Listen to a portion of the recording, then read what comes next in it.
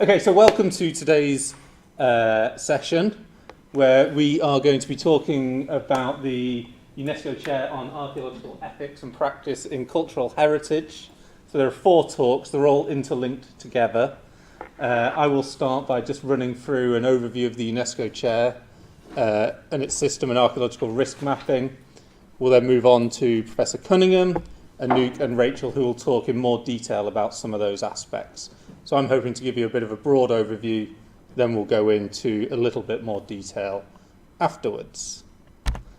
So just to give a brief overview, the UNESCO Chair on Archaeological Ethics and Practice in Cultural Heritage is held by Robin here in the room, supported by myself and Dr. Davis, as well as a number of PhD students, and we liaise with various other staff around the university, such as Rachel, and they'll all talk about their particular aspects.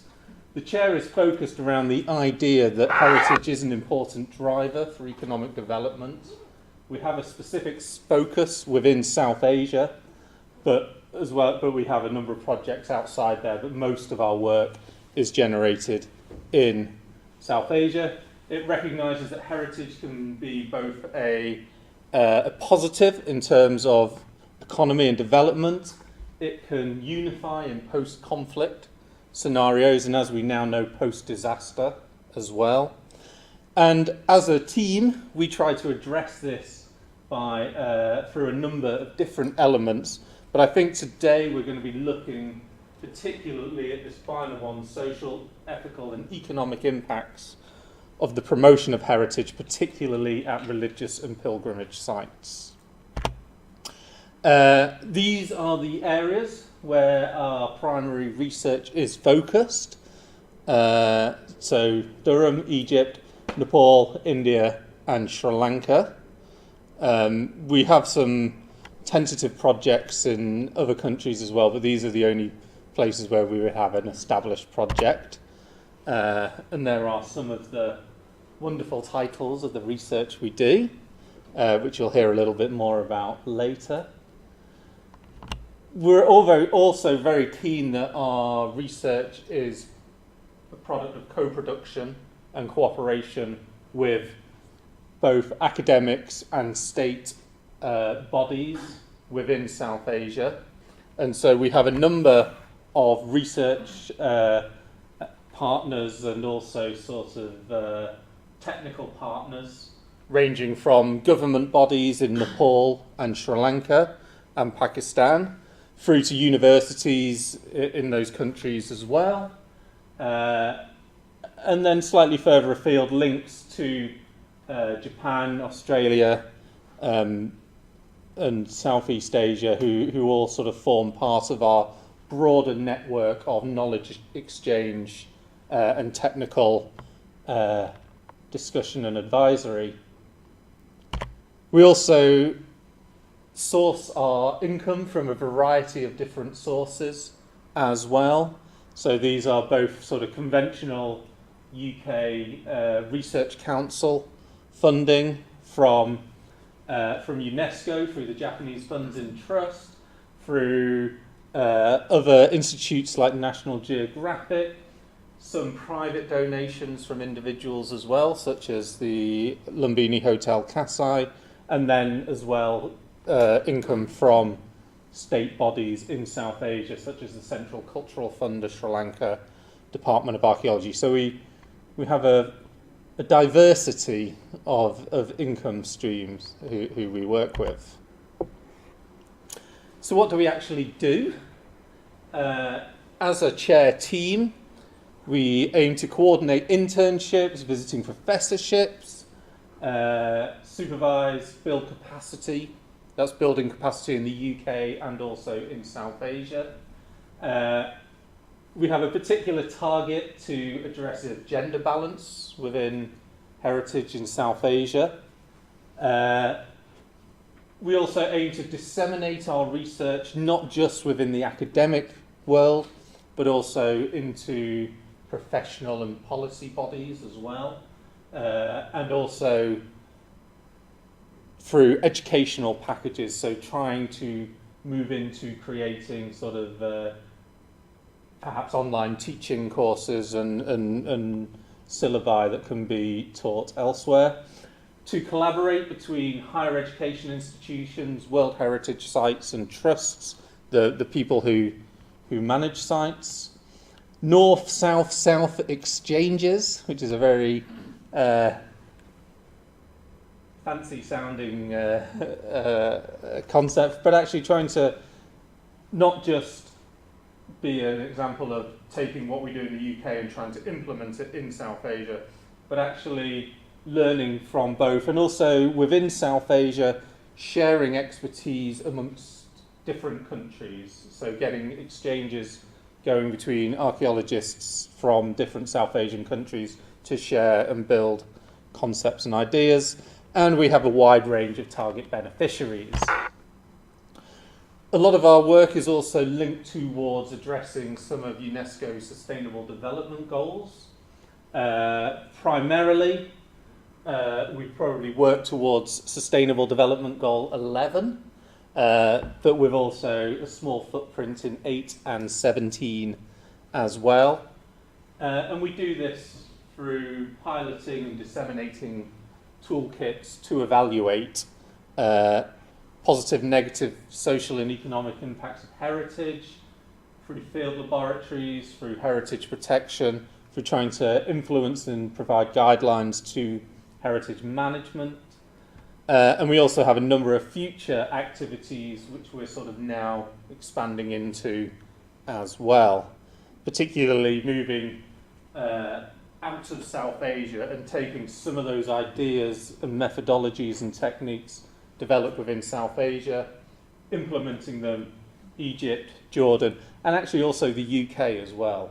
So we're now taking methodologies developed in South Asia and implementing them on our very doorstep at Durham. We do this through a number of different approaches, the 3 E's as we call them: engagement, evaluation and exhibition. And this is a continual cycle that we go through with our research partners of engagement with local communities, evaluation of heritage, the exhibition of our work, which feeds back into the engagement with community and stakeholders in this continual cycle of sort of co-production, of continually sort of assessing, building, developing and adapting our methodologies as part of this sort of co-produced cycle of activity. So what do and we deliver this through interdisciplinary field laboratories. This is a bit of a fancy name for a field season, but actually what we're very keen to do is to try and get as many of the sort of international and national specialists operating alongside each other and at the same time, and embedding training for students, government officers, and in some cases volunteers in all the different elements of research. And this can be from interviewing visitors to sites, excavation, mapping, geosciences. There's a whole gamut of approaches we use, and we try and do it within this field laboratory setting, and this can be accompanied by theoretical lectures, by practical workshops to get students and officers that training that they need to develop those skills. Our approaches are evaluation. So this tends to be archaeological evaluation, because we are archaeologists. This ranges from the mapping of archaeological sites, excavation, geophysics here to identify subsurface heritage, auger coring, excavation. We have engagement strategies, and Anouk will talk more about this later, be that with visitors to site, local communities. At the beginning and end of projects, we have these sort of briefing and debriefing sessions to keep local communities up to date with what we're doing. We have a policy of trying to exhibit the work that we do as well, in both Durham or UK and South Asia. So through museum displays, through information boards. Rachel will talk more about that as well. So this is just a taster of what's to come for the rest of the day, or the rest of the session. What I want to talk a little bit about is archaeological risk mapping. And this is one of the main outcomes of our work. So much of what we do is focused around living heritage sites, living pilgrimage sites, and they're sort of archaeological in nature, but at the same time they're visited by local communities or sort of individuals from the wider community as well. And we recognise that this adds a lot of pressure onto, please come in.